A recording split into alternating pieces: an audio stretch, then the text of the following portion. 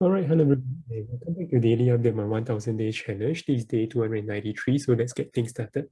All right, so a quick update in terms of equity-wise, you will see that there's a drop and it comes from the main trading account setup. So the main trading account yesterday took a stop loss, like I mentioned, they did account for this for Link, and then I also took two profit in terms of shorting itself for both Bitcoin and Ethereum. I didn't take much more profit as what you guys would think, simply because it was a fixed kind of a target. I took a 1:1.5 kind of risk to reward setup. So yep, and today I actually take another two short trade that actually went not in my favor. So I actually took losses that I'll update right after this video itself. So yeah, so I'm actually down on that, but that is what it is when it comes to trading. There are some up days, there are some down days, especially when you're doing the experimental trades. There's still a lot of things I'm trying to standardize, improve the workflow and stuff like that to be more consistent.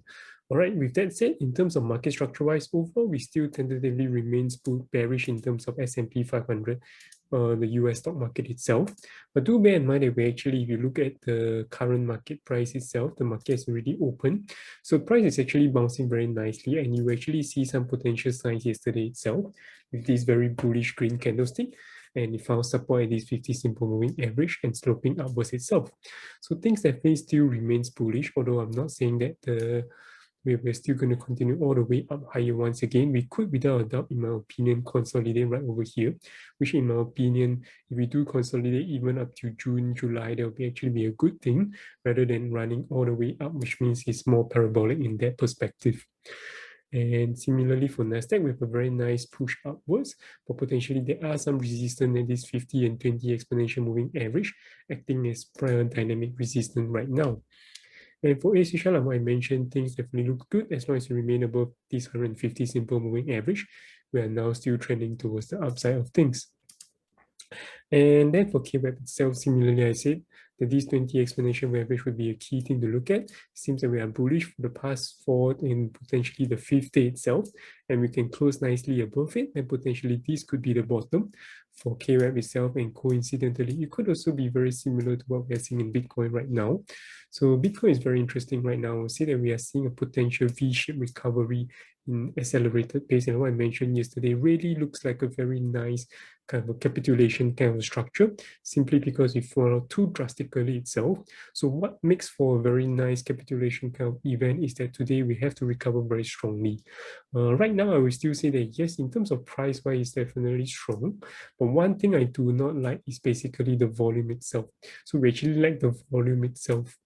But that doesn't necessarily mean that it isn't. If you look in terms of the previous time that we actually capitulated, so that would be in March last year.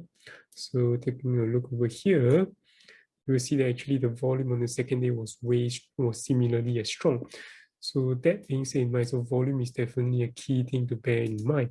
So over here right now, I would say that yes, the volume is still above the 20x, the 20 simple moving average, but it's not as strong as what I would like. So I'll take a little look at the other exchanges as well. But the key thing is that even if we don't have strong volume, the key thing is that the price is able to sustain itself.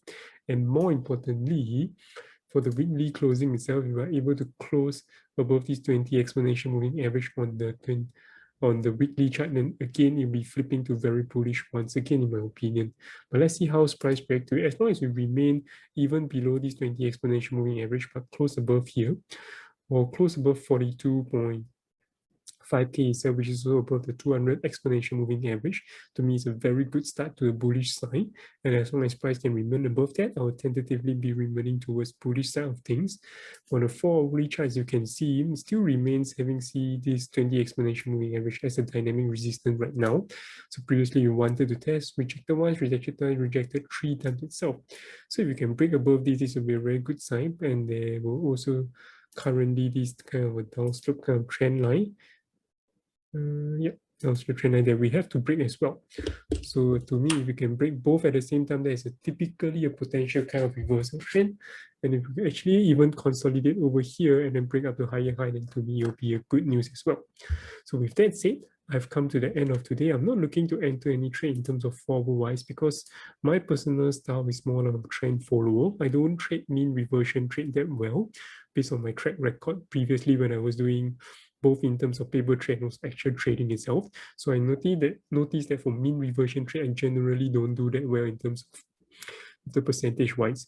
So for me right now, I'm still stepping out. I don't have a very nice strategy to trade that. With that said, I've come to the end of today and I'll see you guys tomorrow. Take care. Bye-bye.